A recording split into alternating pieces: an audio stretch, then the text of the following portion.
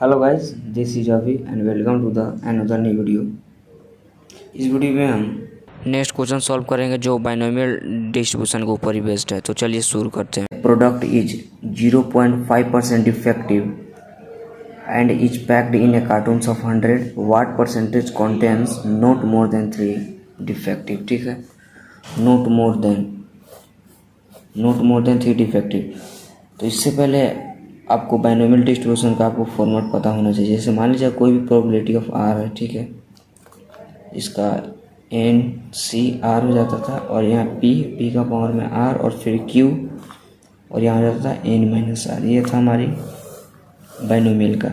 इसी क्वेश्चन को बनाएंगे इसके बेस पे। तो यहाँ देखिए ए प्रोडक्ट इज 0.5% डिफेक्टिव। यहाँ लिख देते हैं, ये प्रोबेबिलिटी ही दिया गया है, प्रोबेबिलिटी ऑफ डिफेक्टिव प्रोडक्ट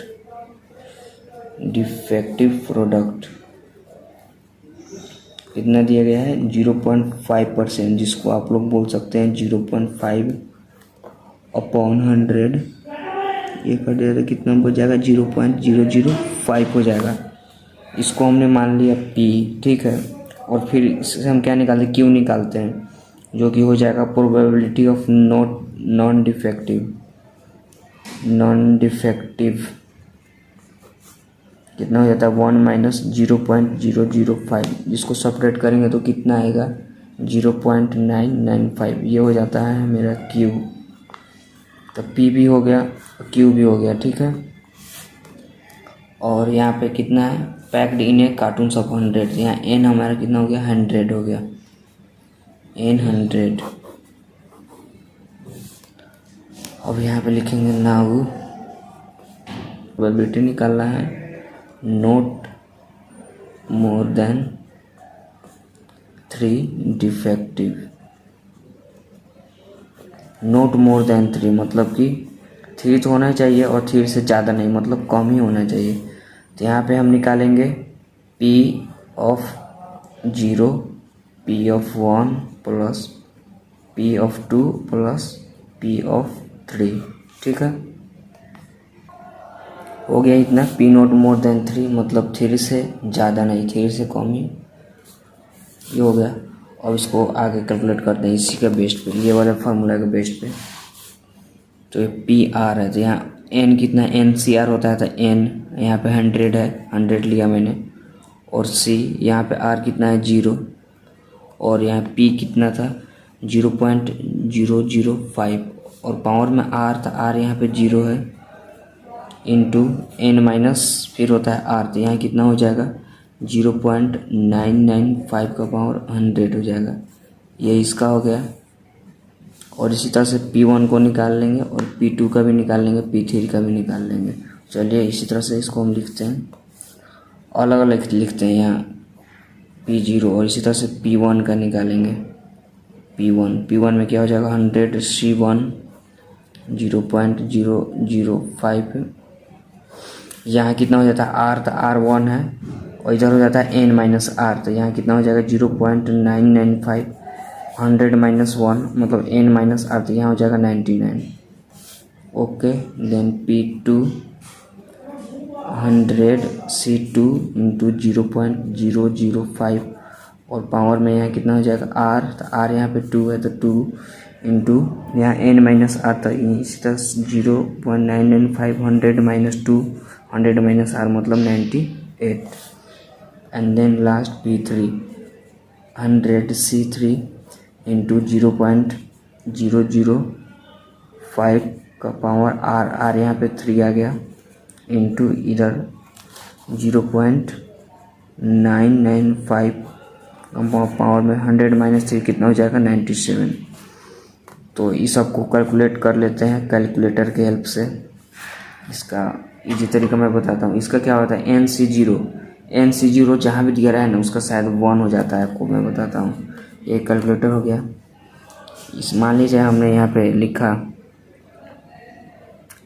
100 और यहाँ पे NCR और यहाँ 0 कितना है 1 है, बोले ना NC0 का कहीं भी अगर दिया रहा है ना NC0 उसका हो जाता है 1, ठीक है। और ये 1 सीधे हम कैलकुलेट करते हैं, ये 1 इंटू और इसका कैलकुलेट करते हैं। देखिए यहाँ पे 0.995 का पावर कितना है, 100 है।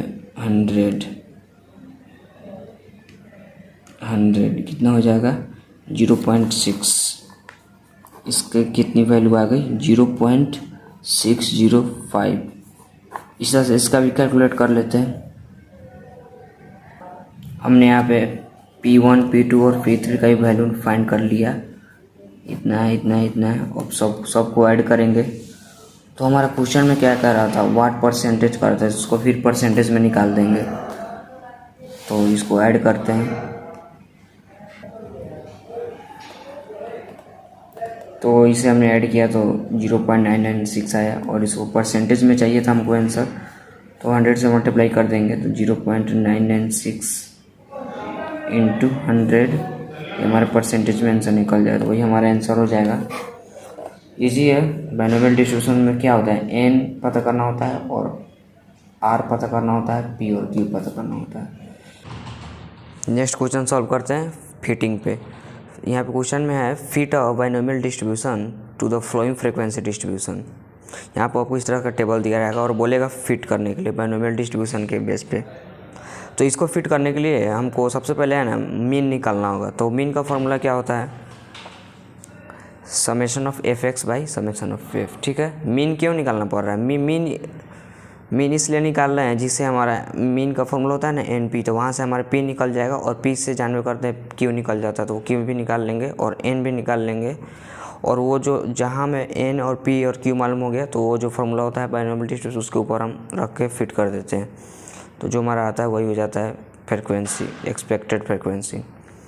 तो वही स्टेप्स फॉलो करने जा रहे हैं। सबसे पहले क्या निकालते हैं, यहाँ पे मीन निकालते हैं। तो यहाँ पे लिख देता हूँ सॉल्यूशन।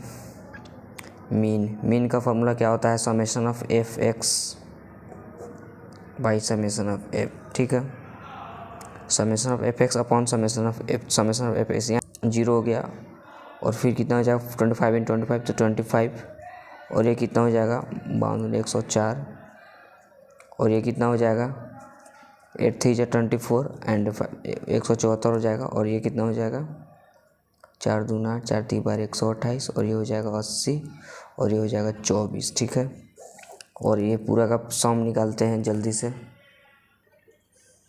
तो ऊपर का हो जाएगा 535 और नीचे का हो जाएगा 200, और इसका फाइनल मीन निकाल देते हैं 2.675। ठीक है, और मीन का फॉर्मूला क्या होता है, इसको लिख सकते हैं हम N P is equal to 2.67। और यहाँ पे एन की वैल्यू कितनी हो जाएगी, 0 को अवॉइड करते हैं तो यहाँ कितनी हो जाएगी 336 हो जाएगी एन की वैल्यू। तो यहाँ लिख देते हैं N is equal to 6 N P. तो यहाँ 6p इज इक्वल टू 2.67। तो यहाँ से p की वैल्यू कितनी हो जाएगी 2.67 अपॉन 6, जो कि हो जाएगा 2.67 divided by 6 is equal to 0.445 हो जाएगा। ठीक है, और इससे हमारी q की वैल्यू निकल जाएगी। q की वैल्यू कितनी होती है 1 - 0.445, इसकी वैल्यू कितनी हो जाएगी 0.555। ठीक है, पी भी हो गया, क्यू भी हो गया, एन भी हो गया। अब लिखते हैं नाउ फॉर फिटिंग बाइनोमियल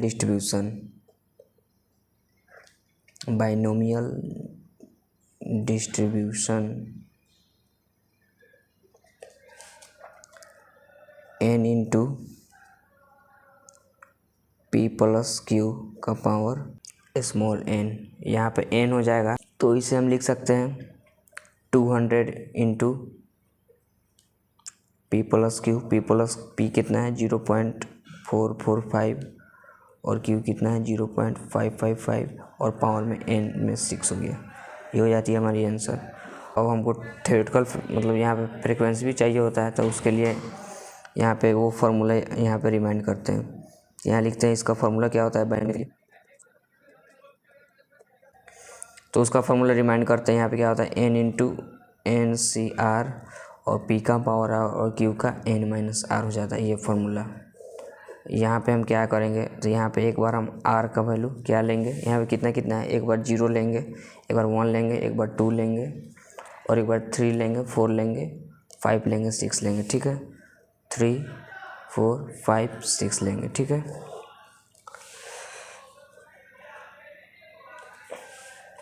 तो चलिए हम फर्स्ट लेते हैं r इज इक्वल टू 0। तो यहाँ r इज इक्वल टू 0, तो P0 यहाँ पे n कितनी है, n यहाँ पे 200 है, n की वैल्यू कितनी है 200 है, यहाँ 200 ले लिया, और P0 है यहाँ मल्टीप्लाई, और n कितना है छोटा वाला n हमारा कितना था 336 था, 6c, और r यहाँ पे 0, तो p का पावर भी 0, और q का पावर में n माइनस r, तो यहाँ कितना हो जाएगा, p का वैल्यू लिखते हैं डायरेक्ट, p की वैल्यू कितनी है 0.445, इसका पावर में 0, और फिर कितनी है 0.555, इसका पावर में 6, n माइनस 0 हो गया। और फिर से क्या करेंगे, इसको कैलकुलेट करेंगे, तो पहले लिख लेते हैं सबका, r इज इक्वल टू 1, तो यहाँ p का 1 लेंगे, p का 1 भी इसी तरह से लिख देंगे, ये n हो जाएगा capital N into n small n, यहाँ फॉर्मूला n 6c, r की वैल्यू यहाँ पे 1 0.445, और यहाँ कितने हैं 0.555, यहाँ पे r होता है तो r 1 है, और यहाँ पे कितना होता है n माइनस r, तो कितना हो जाएगा 6 माइनस 1 तो 5 हो जाएगा। ठीक है, इसको ही फाइंड करते हैं, और फिर इसी तरह से हम R2 R3 R4 R5 R6 का निकालते हैं। इस तरह से हम क्या करते हैं R2 निकालते हैं, तो R2 के लिए सिमिलरली वहीं पे सेम इसी तरह से, यहाँ n कितना है 2 है, और स्मॉल n कितना है 6 है c, और यहाँ पे कितना हो जाएगा 2, और यहाँ पे 0.455 था, यहाँ पे कितना r है तो R2 है, तो यहाँ पे 2 लिख दिया, और फिर q कितना है 0.555, यहाँ n माइनस r होता है, तो कितना हो जाएगा 6 माइनस 2 मतलब 4। ठीक है, और इसी तरह से r इज इक्वल टू 3, यहाँ हमने P3 लिया, तो यहाँ भी लिख सकते हैं 2 इंटू 200 इंटू 6c3 0.455 का पावर, यहाँ 3r है तो यहाँ r, और 0.555, n माइनस 6 तो कितना मतलब n माइनस 3 तो कितना हो जाएगा 6 माइनस 3, तो यहाँ 3 हो गया। ठीक है, और इसी तरह से फिर हम लिख देंगे R4 के लिए P4, यहाँ कितना हो जाएगा 200 इंटू 6c4 0.455, यहाँ r की वैल्यू 4 तो 4, और यहाँ n माइनस r मतलब कि 6 माइनस 4 तो यहाँ 2। इसी तरह से फिर हमने 5 के लिए 4 का हो गया, 5 का लेंगे, फिर 6 का लेंगे, तो 5 के लिए P5, फिर इसी तरह से लिखेंगे n इंटू NCR यहाँ पे 5 है, तो 0.455 का पावर में r 5 है, और इंटू 0.555 का पावर में n माइनस r, तो यहाँ कितना हो जाएगा 1 हो जाएगा, 6 माइनस 5, और फिर r is equal to 6, P6 is equal to 200 into 6c6 0.455, यहाँ पे r की वैल्यू कितनी है 6 है, तो यहाँ 6 लिख दिया, और 0.n माइनस 6 यहाँ पे 0 हो गया। तो इस सबको हम कैलकुलेट करते हैं, इसको कैलकुलेट करते हैं, यहाँ पे कितना है 200 है, तो 200 लिख देते हैं सबसे पहले, 200 इंटू यहाँ पे 60 जिसका हो जाता है 1, और 0.450 का पावर 0 उसका 1 हो जाएगा, और यहाँ पे कितना है 0.555 का पावर 6, 0.555 का पावर 6, तो इसकी हो जाएगी आंसर 5.84, तो मैंने वही लिख रखा है 5.84। अब इसका कैलकुलेट करते हैं। ठीक है, इसको कैलकुलेट करते हैं, 200 है, 6c1 का पहले इस तरह निकालते हैं 6c1। ठीक है, इसको इक्वल किया हमने, और इनटू 0.445 का पावर में 1 है तो 1 उतना ही आएगा, फिर इंटू 0.555 का पावर 5। ठीक है, इज इक्वल टू, और फिर से क्या करना है हमको 200 से मल्टीप्लाई करना है 200, और फिर हमें इसका कैलकुलेट करते हैं। यहाँ देखिए आराम इजी है कैलकुलेशन, यहाँ लिखे 200 इंटू 6C2, ठीक है 6C2, और फिर यहाँ इंटू 0.455 का पावर 2, 555 का पावर 4, इसका कितना आया 58.92।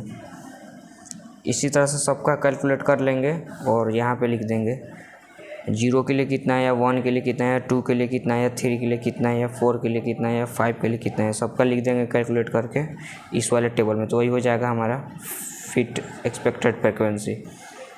तो बस इस वीडियो में इतना ही था। आशा करता हूँ आपको समझ में आ गया होगा। सिंपल से हमको क्या निकालना होता है इस क्वेश्चन में, पी पता करना होता है, पी से क्यू निकल जाता है, उसके बाद एन, तो अब एन भी, और वो फार्मूला जो होता है उसमें पुट किया जाता है। तो इस तरह क्वेश्चन आपको बहुत सारा यहाँ पे दे रहा हूँ, उसको आप सॉल्व कर लीजिएगा। तो बस इस वीडियो में नहीं था, मिलते हैं किसी दूसरे वीडियो में, तब तक के लिए बाय, थैंक्स फॉर वॉचिंग।